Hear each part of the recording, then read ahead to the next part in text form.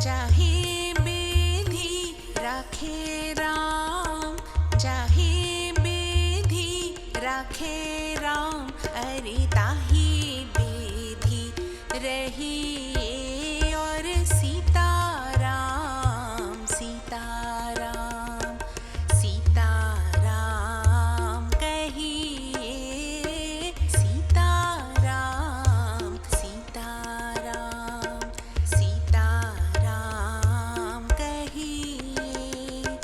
जाहि विधि राखे राम, ताहि विधि रही और सीताराम, सीताराम, सीताराम कहिए।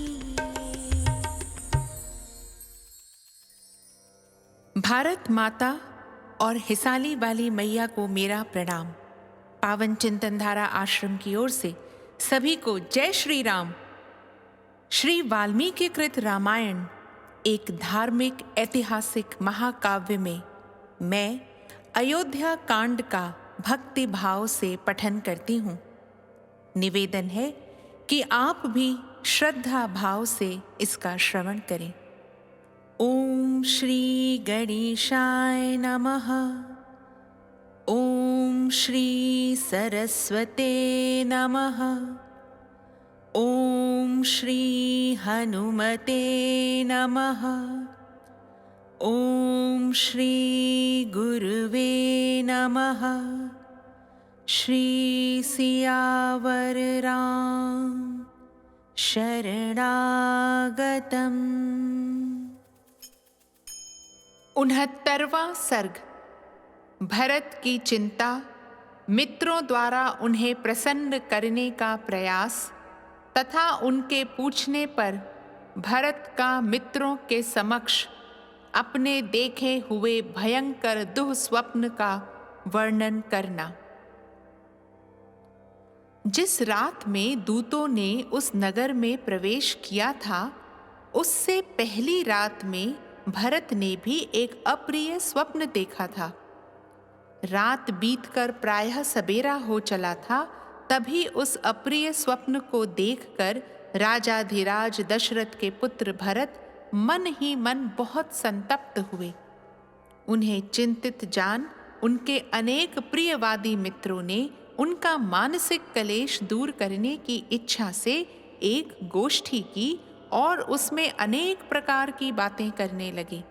कुछ लोग वीणा आदि बजाने लगे, दूसरे लोग उनके खेद की शांति के लिए नृत्य कराने लगे।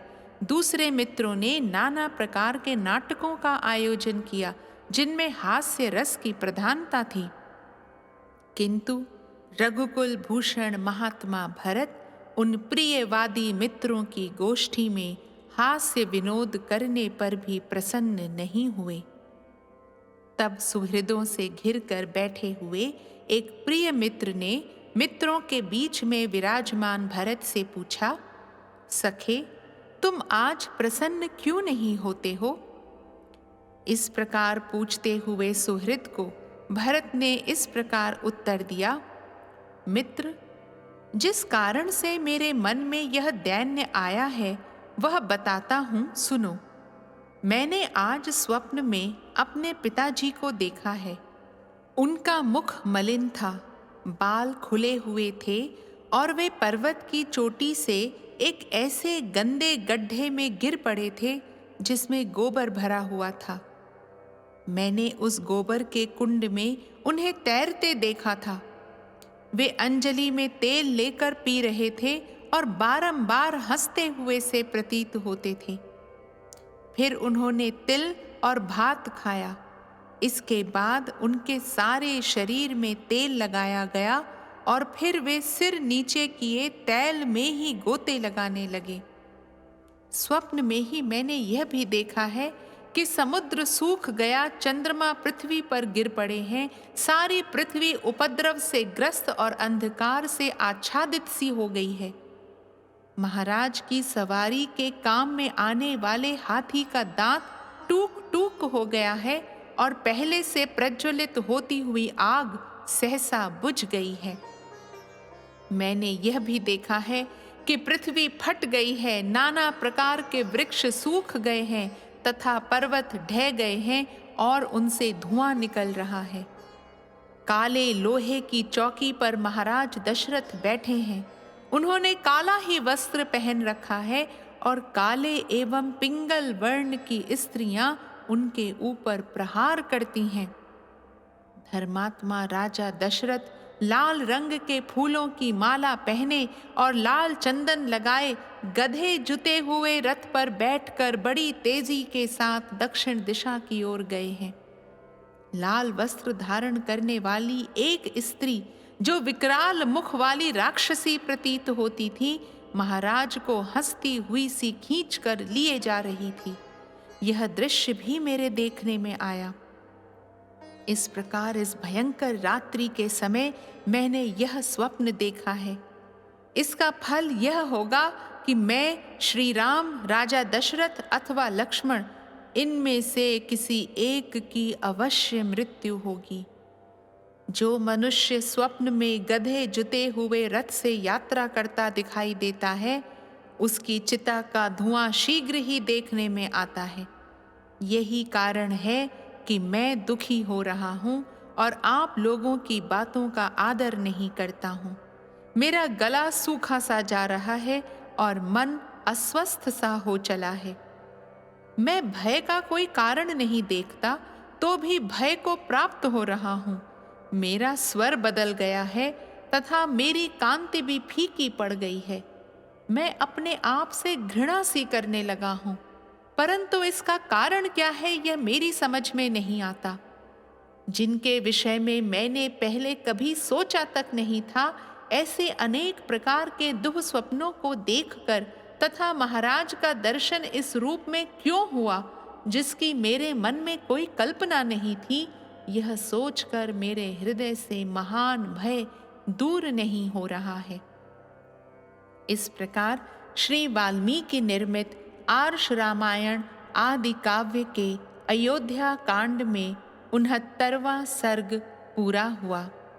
राम रामेति रामेति रमे रामे मनोरमे सहस्रनाम ततुल्यम राम नाम वरानने। 70वां सर्ग। दूतों का भरत को उनके नाना और मामा के लिए उपहार की वस्तुएं अर्पित करना और वशिष्ठ जी का संदेश सुनाना। भरत का पिता आदि की कुशल पूछना और नाना से आज्ञा तथा उपहार की वस्तुएं पाकर शत्रुघ्न के साथ अयोध्या की ओर प्रस्थान करना। इस प्रकार भरत जब अपने मित्रों को स्वप्न का वृतांत बता रहे थे, उसी समय थके हुए वाहनों वाले वे दूत उस रमणीय राजगृहपुर में प्रविष्ट हुए, जिसकी खाई को लांघने का कष्ट शत्रुओं के लिए असह्य था। नगर में आकर वे दूत कैकय देश के राजा और राजकुमार से मिले तथा उन दोनों ने भी उनका सत्कार किया। फिर वे भावी राजा भरत के चरणों का स्पर्श करके उनसे इस प्रकार बोले, कुमार, पुरोहित जी तथा समस्त मंत्रियों ने आपसे कुशल मंगल कहा है। अब आप यहाँ से शीघ्र चलिए। अयोध्या में आपसे अत्यंत आवश्यक कार्य है। विशाल नेत्रों वाले राजकुमार, ये बहुमूल्य वस्त्र और आभूषण आप स्वयं भी ग्रहण कीजिए और अपने मामा को भी दीजिए। राजकुमार, यहाँ जो बहुमूल्य सामग्री लाई गई है, इसमें 20 करोड़ की लागत का सामान आपके नाना कैकय नरेश के लिए है और पूरे 10 करोड़ की लागत का सामान आपके मामा के लिए है।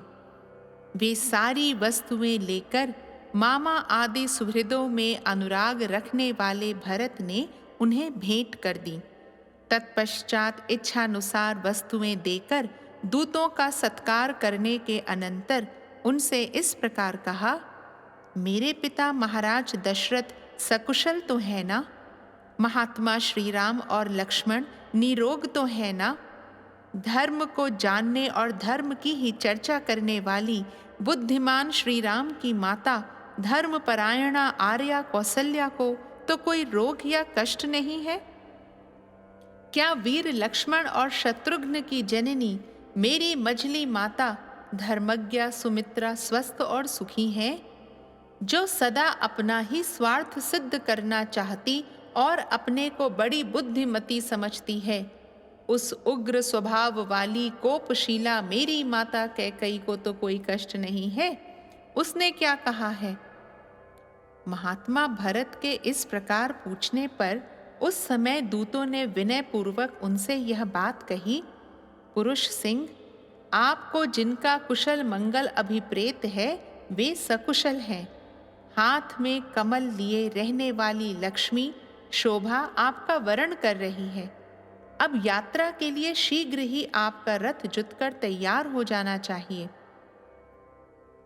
उन दूतों के ऐसा कहने पर भरत ने उनसे कहा, अच्छा, मैं महाराज से पूछता हूँ कि दूत मुझसे शीघ्र अयोध्या चलने के लिए कह रहे हैं, आपकी क्या आज्ञा है? दूतों से ऐसा कहकर राजकुमार भरत उनसे प्रेरित हो नाना के पास जाकर बोले, राजन, मैं दूतों के कहने से इस समय पिताजी के पास जा रहा हूँ। पुनः जब आप मुझे याद करेंगे यहाँ आ जाऊंगा।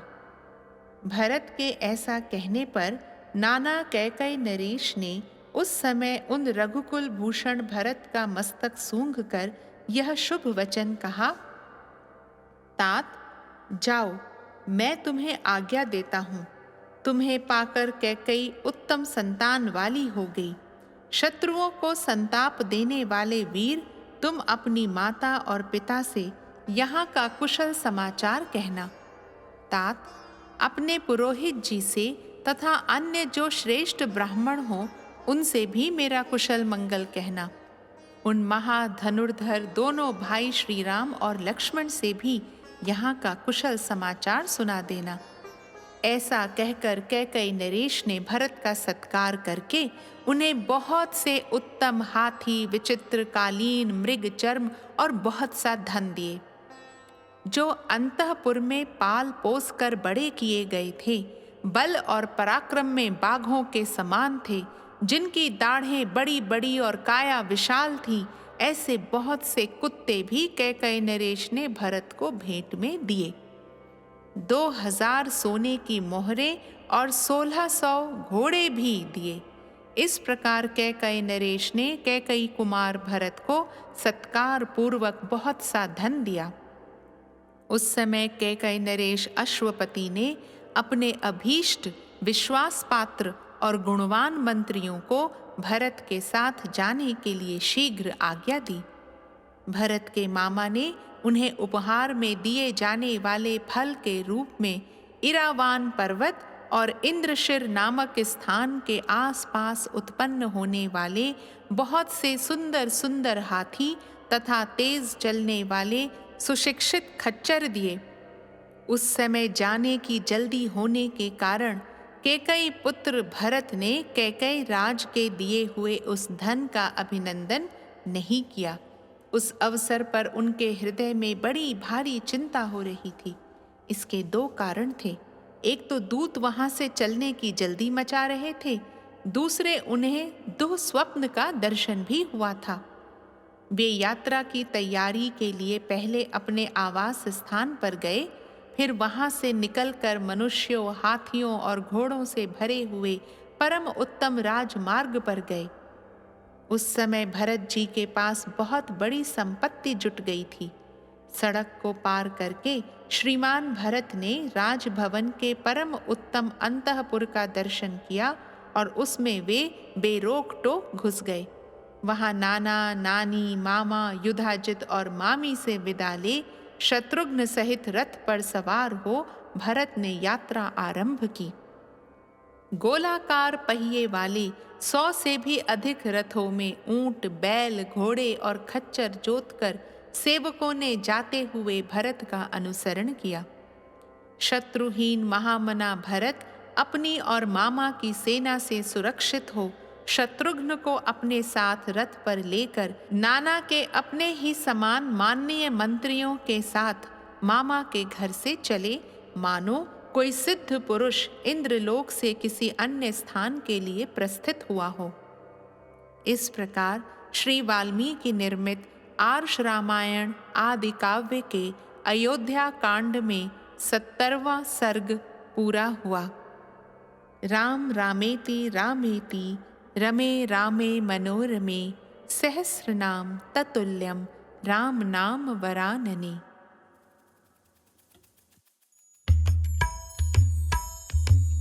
दशरथ